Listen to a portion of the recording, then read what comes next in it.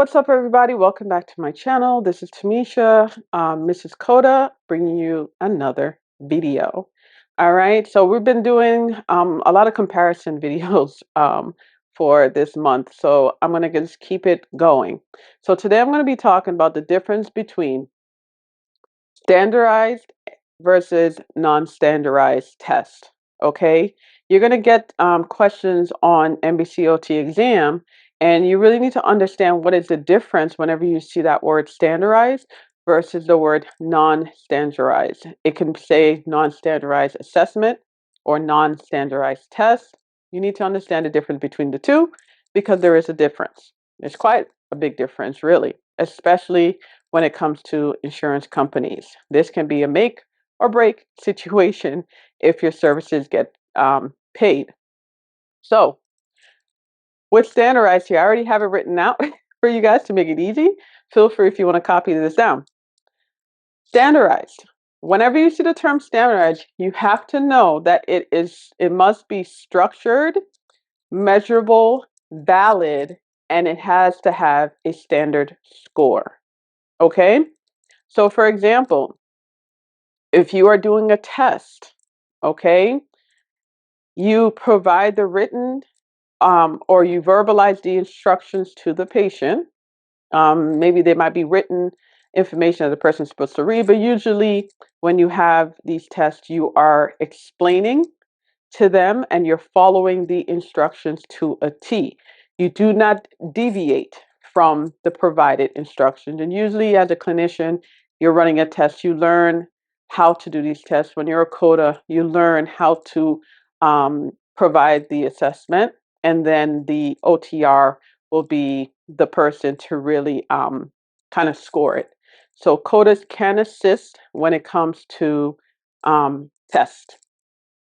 Okay, we can even score it, but the OTR has to be the one to kind of check it off. And that's very important. So keep that in mind. We can contribute. That's a key. We contribute to these things. All right. So like I was saying, standardized test, it has to have a score. So for example, there's something called the Bartel index that has to have a score. The Bartel index is pretty much a ADL assessment. Okay. That can be a little, I'm not a huge fan of that just because that can kind of fall into a non-standardized because of the way that is done, and it's based on what the clinician is seeing the patient do. So for example, in the Bartel index, it might say upper body dressing. So maybe the patient on Monday was able to take off their shirt, and then a different therapist comes in the next week and does the same test again, and maybe the patient is struggling. So maybe on Monday the patient was supervision, and then on the following week maybe they're min. So that's the only thing about the Bartel index I'm not a great fan of. But tests like the diameter, I love things like that, which is really assessment to test grip strength. I love those kind of tests. Or let's say goniometer. Those are good tests because you have to put them on specific areas, and they give you specific test results. Also, again, like the volumeter, great assessment because it's based on specific gradable results. Whereas non-standardized, okay? So when it comes to the non-standardized, it's a noticeable assessment. It's based on the clinical observation of the therapist as well as it can be based on like a checklist, right? So with non-standardized, it does not have to have a solid structure, okay?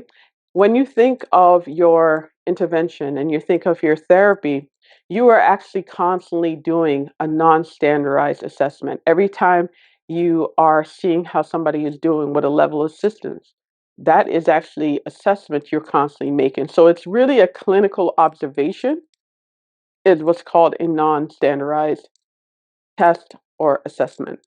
Um, with a non-standardized, there can be some modification made. Maybe you need to do a return demonstration.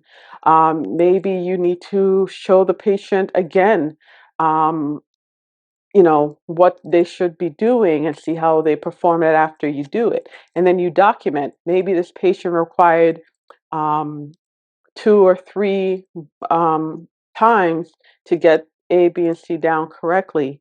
So those are all non-standardized assessments, whereas standardized, you don't do that. Once you provide the instructions, it's kind of like a timer. Once the timer starts, you just go with it. If you mess up, you keep going with it. Okay, we don't stop the timer and say, wait a minute, do that over again. Now, with some standardized tests, it may tell you to do this test 1, 2, and 3 times, and that might give the person the opportunity to approve. And then by the third time, then you can break down in a general form, depending on how this test is laid out, and score it at the end. Okay, so I hope that this was helpful. Please, again, be sure to like, share, and subscribe. Okay, until next time, bye bye.